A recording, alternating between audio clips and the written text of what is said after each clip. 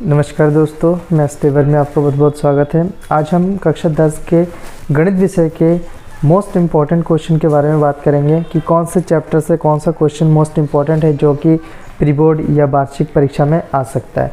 तो सबसे पहले फर्स्ट चैप्टर में देखते हैं वास्तविक संख्या है।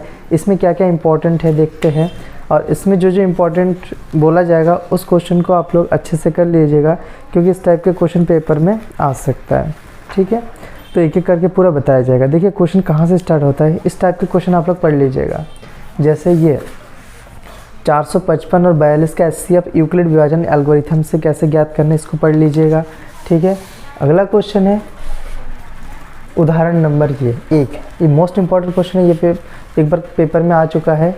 4052 और 12557 का एचसीएफ यूक्लिड विभाजन एल्गोरिथम का प्रयोग करके ज्ञात कीजिए। मोस्ट इम्पॉर्टेंट क्वेश्चन है, इस क्वेश्चन को आप लोग कर लीजिए। ये पेपर में कई बार आ चुका है। आगे क्वेश्चन देखते हैं। देखिए क्वेश्चन उदाहरण से भी बहुत क्वेश्चन आता है। ठीक है, तो उदाहरण के क्वेश्चन भी कर लीजिएगा। ये कुछ क्वेश्चन है, ये यहाँ से क्वेश्चन नंबर जो उदाहरण 3 है ये आ सकता है। ठीक है, ज़्यादा इम्पोर्टेंट नहीं है, बस नॉर्मल सही क्वेश्चन है। इसमें देखिए क्वेश्चन नंबर ये फर्स्ट नंबर में तीनों क्वेश्चन मोस्ट इम्पॉर्टेंट है। ठीक है, इस तीनों क्वेश्चन को कर लीजिएगा, क्योंकि तीनों क्वेश्चन कभी ना कभी पेपर में आया हुआ है। ये वाला भी कई बार आया है, थर्ड नंबर भी कई बार आया है, फर्स्ट नंबर भी 1-2 बार आया है। बाकी इसमें से और कोई इम्पोर्टेंट नहीं है। आगे बढ़ते हैं। देखिए यहाँ से कुछ अभाज्य गुणनखंड दे रखा है, इसको भी आप लोग कर लीजिएगा यहाँ से। ठीक है, क्योंकि पेपर में कभी कभी अभाज्य गुणनखंड रूप में लिखने के लिए आता है, तो अगर यहाँ से दे देंगे तो आप थोड़ा फंस जाएंगे, उसमें कर नहीं पाएंगे जल्दी से। तो ये भी क्वेश्चन को प्रैक्टिस करके रखिए कि अभाज्य गुणनखंड विधि से कैसे इसको ज्ञात किया जाता है। और उदाहरण के क्वेश्चन काफ़ी पेपर में आते रहते हैं। ठीक है, तो उसको भी थोड़ा सा अच्छे से कर लीजिएगा आप लोग। अगला क्वेश्चन है इसमें उदाहरण नंबर 7। उदाहरण नंबर 7 में देखिए अभाज्य गुणनखंड विधि द्वारा 96 और 404 का एचसीएफ ज्ञात कीजिए और फिर इनका एलसीएम ज्ञात कीजिए। ये क्वेश्चन इंपॉर्टेंट है, मोस्ट इंपॉर्टेंट क्वेश्चन है। उदाहरण नंबर 8 संख्या 6, 72 और 120 का अभाज्य गुणनखंड विधि द्वारा एचसीएफ और एलसीएम ज्ञात कीजिए। ये मोस्ट इंपॉर्टेंट है। जितने भी क्वेश्चन में मोस्ट इंपॉर्टेंट कह रहा हूँ, अगर आप लोगों को इसका सॉल्यूशन का वीडियो चाहिए तो नीचे कमेंट कर दीजिए, मैं इसका अलग से वीडियो बना दूँगा इसका सॉल्यूशन का, और उसमें से आप लोग देख के कर सकते हैं कि कैसे इसका सॉल्व होगा। ठीक है, अब 1.2 की बात करते हैं। इसमें देखिए क्वेश्चन नंबर 4, ये 4th वाला इम्पॉर्टेंट, 5th वाला और 3rd, ये 3 इम्पॉर्टेंट है। 3rd, 4th, 5th। ठीक है, 5th वाला मोस्ट इम्पॉर्टेंट, ये कई बार आ चुका है पेपर में, तो इसको आप लोग अच्छे से कर लीजिएगा। आगे बढ़ते हैं। आगे क्वेश्चन नंबर 4th है एचसीएफ 306 और 657 का एचसीएफ 9 दे रखा है और एलसीएम ज्ञात करना है। मोस्ट इंपॉर्टेंट क्वेश्चन है, इस क्वेश्चन को आप लोग अच्छे से कर लीजिए। ठीक है, बहुत ही ज़्यादा इंपॉर्टेंट है, ये कई बार पेपर में आ भी चुका है, इस क्वेश्चन को आप लोग कर लीजिएगा। आगे बढ़ते हैं। अब देखिए इस चैप्टर में से एक ना एक क्वेश्चन आएगा ही आएगा एक्सरसाइज में। जैसे एक क्वेश्चन है ये वाला, सिद्ध कीजिए कि √2 एक अपरिमेय संख्या है। ये मोस्ट इंपॉर्टेंट क्वेश्चन है, ये हर बार पेपर में आता रहता है, बस यहाँ पे अंक बदल जाता है। कभी √2 है, √3, √5, √7, ऐसे विषम अभाज्य संख्या जितने भी होते हैं वो आता रहता है। तो देखिए √3 भी हो सकता है, √2 भी हो सकता है, इस प्रकार से अंक बदल दिए जाते हैं। तो उदाहरण में ये जितने भी क्वेश्चन दिख रहे हैं, इस प्रकार के क्वेश्चन को आप लोग सॉल्व कर लीजिए। एक ये क्वेश्चन है उदाहरण में ये वाला, ये सब आप कर लीजिएगा। अगर बुक की बात करते हैं इसमें 1.3 में, तो देखिए 1.3 में बस एक जैसा है सब क्वेश्चन। जैसे √2 का किया है वैसे √5 का करना है, और ये वाला भी उदाहरण में जैसे किया हो वैसे ही करना है। इसमें से इन दोनों को एक बार सॉल्व करके देख लीजिए। ठीक है, तो 1, 2, 3, 4 ये 4 क्वेश्चन इंपॉर्टेंट है, और उदाहरण के जितने मैंने बताया वो मोस्ट इंपॉर्टेंट है, और पक्का ये क्वेश्चन इस साल भी आने वाला है। ठीक है, या तो सिंगल डिजिट में आएगा या डबल डिजिट वाले आ जाएंगे। ठीक है, तो ये थोड़ा सा तैयारी कर लीजिएगा, ये प्री बोर्ड में भी आ जाएगा आप लोगों के। अब आगे बढ़ते हैं। आगे देखिए शांत अशांत वाला बताना है। ठीक है, ये जितने उदाहरण में ये सब दे रखे होते हैं ना, इसको ये देख लीजिएगा, ये पेपर में ज़रूर आता है इसमें से। ठीक है, तो उदाहरण के ये जितने भी क्वेश्चन है, अब 2 गुणा 5 की घात के रूप में लिखने के लिए ये वाला कई बार आ चुका है। 0.375 शांत है अशांत, ऐसे करके क्वेश्चन आ रखा है कि ये परिमेय संख्या है या नहीं है। ठीक है। अभी पेपर तो मेरे पास उपलब्ध नहीं है, नहीं तो मैं दिखा देता। ये वाला आया है कई बार क्वेश्चन। आगे देखते हैं। आगे ये इसमें से क्वेश्चन नंबर ये 5th वाला मोस्ट इम्पॉर्टेंट है, 8th वाला भी इम्पॉर्टेंट है, ठीक है। इस प्रकार से 1-2 क्वेश्चन आप कर लीजिएगा। इसमें ये बहुत इजी क्वेश्चन है, 1-2 कर लीजिए, उसी के आधार पर सब क्वेश्चन होंगे। तो ये फर्स्ट चैप्टर में तो इतने मोस्ट इंपॉर्टेंट क्वेश्चन थे। अब बढ़ते हैं आगे सेकंड चैप्टर की तरफ। सेकंड चैप्टर है बहुपद वाला। इसमें कुछ क्वेश्चन बता देता हूँ जो इंपॉर्टेंट आ सकते हैं पेपर में। देखिए, सबसे पहला है शून्यकों की संख्या ज्ञात करना। ये क्वेश्चन पेपर में आता है, ये कई बार आ चुका है। जैसे ये है, इसमें शून्यकों की संख्या ज्ञात करना होता है, ठीक है।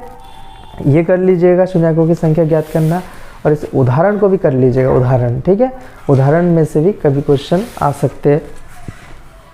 आगे 2.2 की तरफ बढ़ते उससे पहले एग्जाम्पल देख लेते हैं।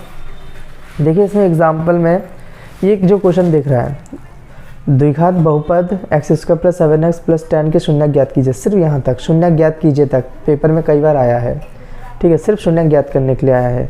शून्यांकों और गुणांकों का भी संबंध नहीं आया है। संबंध कभी कभी आता है, तो संबंध को भी आप लोग देख लीजिएगा। लेकिन द्विघात बहुपद के जो शून्य ज्ञात करना, ये हर बार आता है।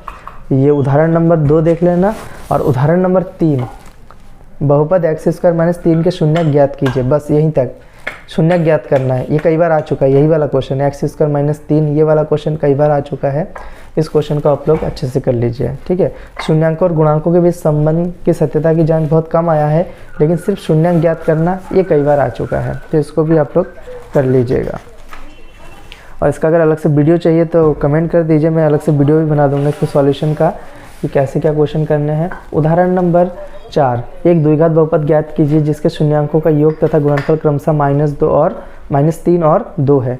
ये वाला भी मोस्ट इंपॉर्टेंट क्वेश्चन है, पेपर में कई बार आया हुआ है, ठीक है। इसको कर लीजिएगा। जो इम्पॉर्टेंट, देखो इसमें 2 प्रकार के क्वेश्चन है, एक इम्पॉर्टेंट, एक मोस्ट इंपॉर्टेंट। जो मोस्ट इंपॉर्टेंट है उसको तो आप लोग अच्छे से कर लीजिए, क्योंकि वो पेपर में आता है, ठीक है। इसमें भी शून्य ज्ञात करना, शून्यांक और गुणांकों की सत्यता की जांच करनी है। तो ये इस प्रकार जो 5वें नंबर का क्वेश्चन है, इस प्रकार के क्वेश्चन मोस्ट इंपॉर्टेंट की श्रेणी में आता है। ये स्क्वायर वाले क्वेश्चन अधिकतर आते हैं, ठीक है। इसको कर लीजिएगा। और ये वाला क्वेश्चन अभी जैसे उदाहरण में बताया था, बिल्कुल सेम वही क्वेश्चन है, इसकी तरह ही है।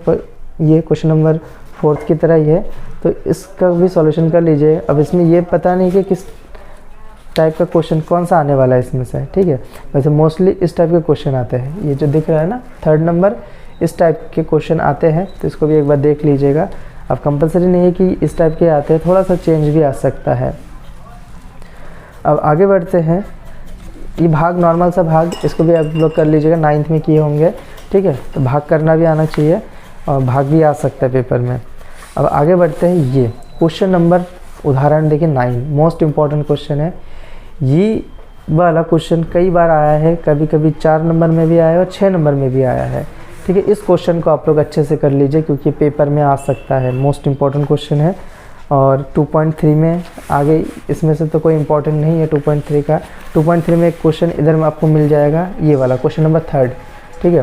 क्वेश्चन नंबर 3rd वाला बिल्कुल उदाहरण की तरह जो अभी बताया था, उदाहरण की तरह इसको सॉल्व करना है, और ये मोस्ट इंपॉर्टेंट क्वेश्चन है, इसको भी आप लोग कर लीजिएगा। अब चैप्टर 3rd पे आते हैं, 2 चर वाले रैखिक समीकरण युग्म। इसमें देखिए 3.1 के इस टाइप के क्वेश्चन आते हैं, लेकिन यहाँ पे ग्राफी विधि से हल करने के लिए कहा है, लेकिन वो ग्राफी विधि से हल नहीं करना है। वहाँ पे ग्राफी विधि को छोड़ करके प्रतिस्थापन या विलोपन विधि से, देखिए इसको सॉल्व करके 2 समीकरण बनेगा, उस 2 समीकरण को हमें हल करना है। वो समीकरण हम चाहे तो प्रतिस्थापन से भी हल कर सकते हैं या विलोपन से भी हल कर सकते हैं, लेकिन वहाँ पर ऐसा लिखना नहीं आता है ग्राफी विधि से। लेकिन अगर आता है तो आप लोग ग्राफी विधि से ही कीजिएगा। अब आगे है उदाहरण की बात भी कर लेते हैं, क्योंकि उदाहरण से भी काफ़ी क्वेश्चन आते हैं, ठीक है। तो उदाहरण देख लेते हैं इसमें।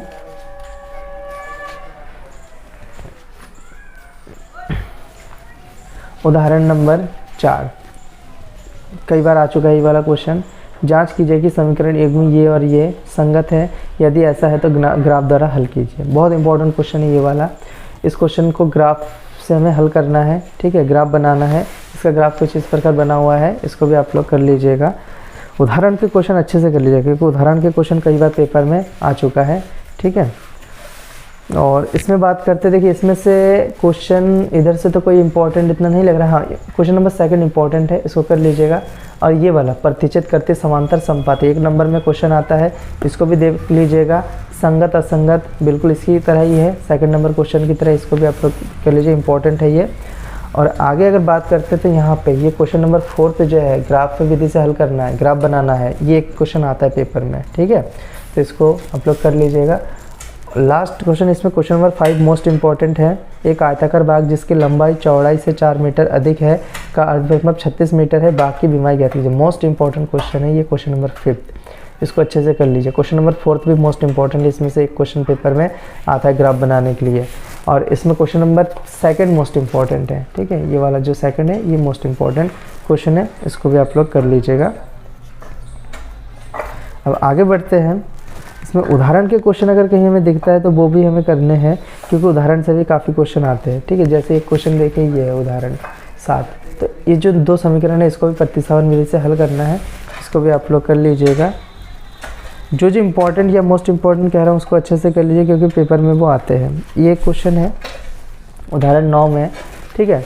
इस प्रकार के क्वेश्चन में भी काफ़ी बार पूछे जाते हैं यहाँ से ये, ठीक है। 2 पेंसिल और 3 रबड़ों का मूल्य 9 रुपये है और 4 पेंसिल और 6 रबड़ों का मूल्य 18 रुपये है, तो प्रत्येक पेंसिल और रबड़ का मूल्य ज्ञात कीजिए। इस टाइप के क्वेश्चन पेपर में काफ़ी बार पूछे जाते हैं।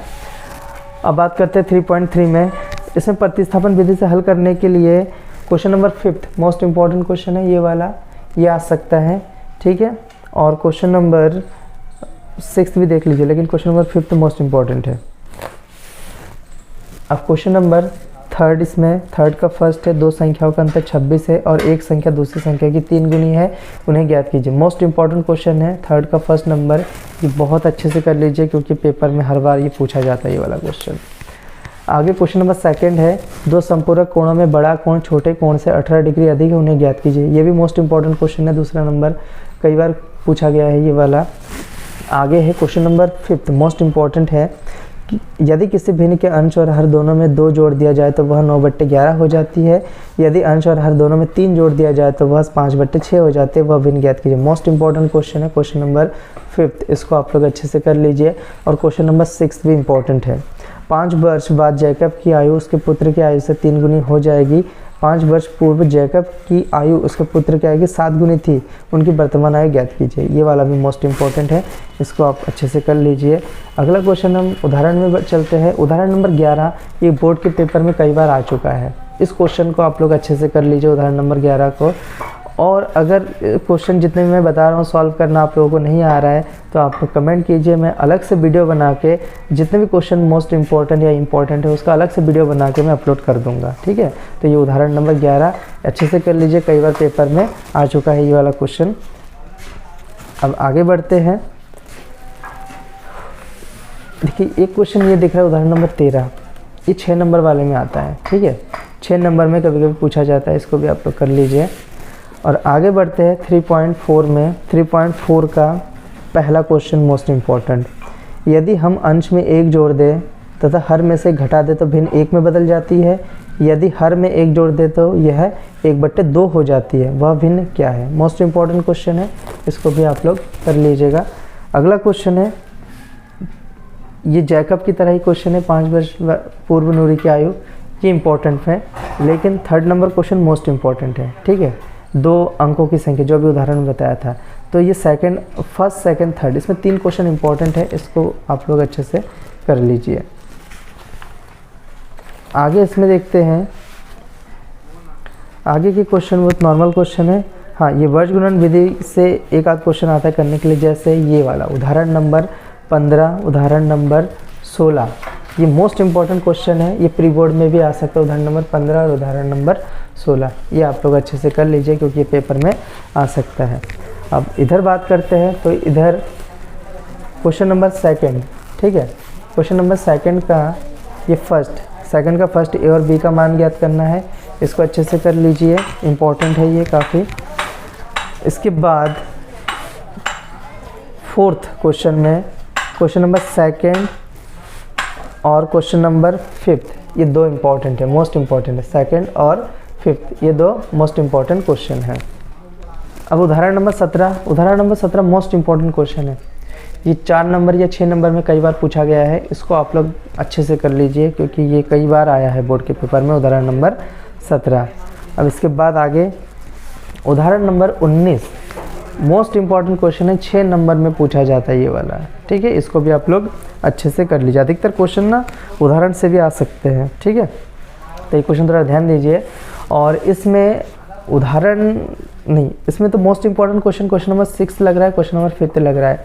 और ये 7 और 8 नंबर में जो इस टाइप के क्वेश्चन भी आप लोग एक कर लीजिएगा, ठीक है। और इसमें बचते हैं 3 क्वेश्चन। देखिए इस 3 में पहला वाला इंपॉर्टेंट है, दूसरा वाला इंपॉर्टेंट है, तीसरा वाला उतना इंपॉर्टेंट नहीं है। पहला और दूसरा मोस्ट इंपॉर्टेंट क्वेश्चन है, इन दोनों क्वेश्चन को आप लोग अच्छे से कर लीजिए। तो आज की वीडियो में हमने बनाया चैप्टर 1 से लेकर चैप्टर 3 के मोस्ट इम्पॉर्टेंट क्वेश्चन। अगली वीडियो में हम चैप्टर 4, 5, 6 की वीडियो बनाएंगे। उसमें मैं बता दूंगा कि कौन कौन से क्वेश्चन आपके प्री बोर्ड में या वार्षिक पेपर में आ सकते हैं। और जितने भी क्वेश्चन बताए, अगर आप लोगों को इसका सॉल्यूशन करना नहीं आ रहा है तो आप लोग कमेंट कीजिए, मैं इसका अलग से सेपरेट वीडियो बना के उसका सॉल्यूशन करके समझा दूँगा। धन्यवाद।